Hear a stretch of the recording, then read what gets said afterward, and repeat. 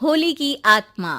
बचपन से शहर में रहने वाला मनोज इस साल होली की छुट्टियों में अपने गांव दुर्गापुर वापस आता है, जहां उसे देख पूरा गांव खुशी से झूम उठता है।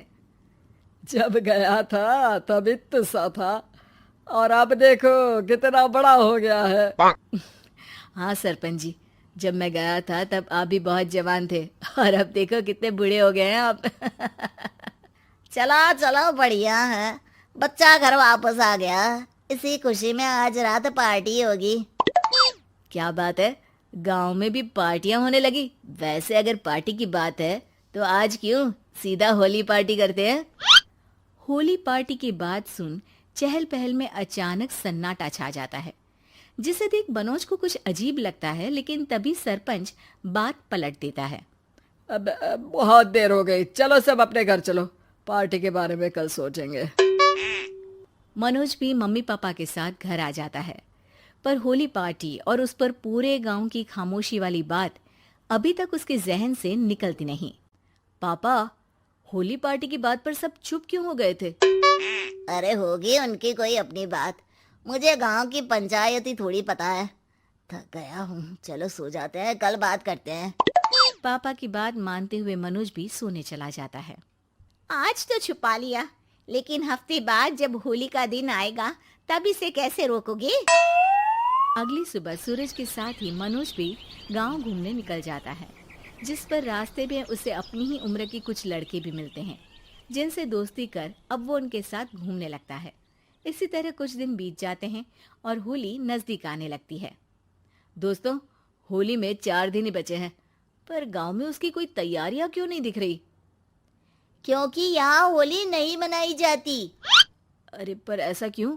वो राजा भूषण। अरे तुम 4 दिन के लिए आए हो, क्या इतना सोच रहे हो? चलो कुछ खाने चलते हैं। इसी के साथ एक बार फिर होली की बात को टलते हुए देख मनोज को शक होने लगता है।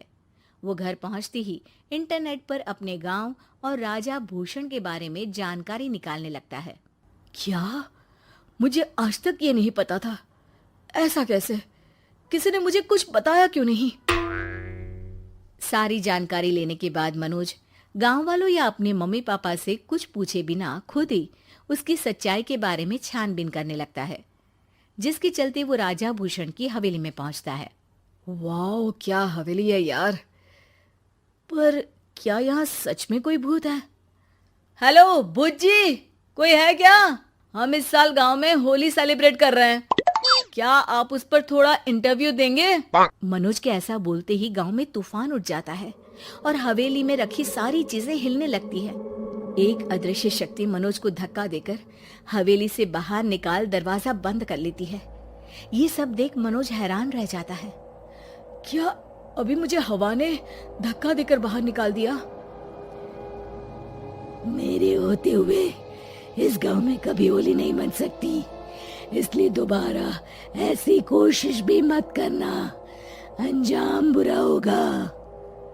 आवाज सुन मनोज हैरानी से इधर उधर देखने लगता है, पर उसे कोई दिखाई नहीं देता।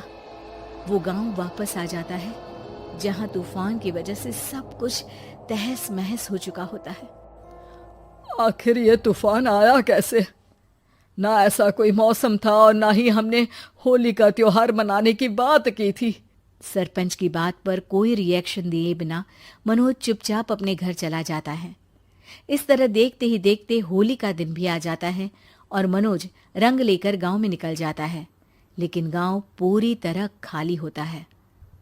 अरे त्योहार का दिन है, धूमधाम की जगह मातम क्यों मनाया हुआ है? मनोज की आवाज सुन सब अपने घर की खिड़कियां खोल के घर के अंदर से ही उसे वापस जाने के लिए कहने लगते हैं, पर वो किसी की नहीं सुनता। तुझे पहले भी समझाया था, अगर होली खेलने की कोशिश भी की तो अच्छा नहीं होगा। अरे बात मान लो बेटा, तुम्हें सच नहीं पता। मुझे सब पता है। सालों पहले इस राजा ने एक अंधविश्वास फैलाया और आप लोग आज तक उसे मानते आ रहे हो। अरे बेटा, जब तुम पैदा भी नहीं हुए थे उससे भी बहुत पहले से इस गांव पर होली का श्राप है। अगर गांव में होली का त्योहार मनाया जाता है तो प्रलय आना पक्की बात होती है। राजा भूषण इस सब में नहीं मानते थे और त्योहार मनाने लगे, जिसके चलते होली वाले ही दिन पहले उनके बेटे की और फिर उनकी मृत्यु हो गई। तभी से गांव की रक्षा के लिए उनकी आत्मा उस हवेली में रह रही है। सबकी बातें सुन मनोज उलझन में पड़ जाता है। सोचना भी मत मनोज, अगर तुमने इस परंपरा को तोड़ने की कोशिश भी की तो उसका परिणाम इस गांव और गांव के लोगों के लिए अच्छा नहीं होगा।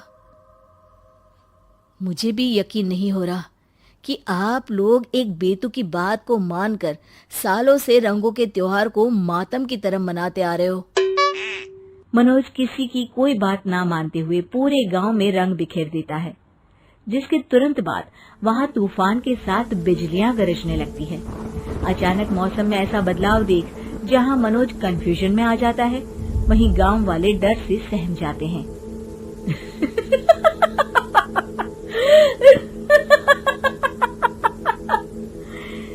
इस लड़के ने हमारे जैसे सिर्फ अपने स्वार्थ के लिए नहीं बल्कि पूरे गांव की खुशियों के लिए यहाँ होली मनाई है, जिस वजह से अब इस गांव पर होली का श्राप टूटता है।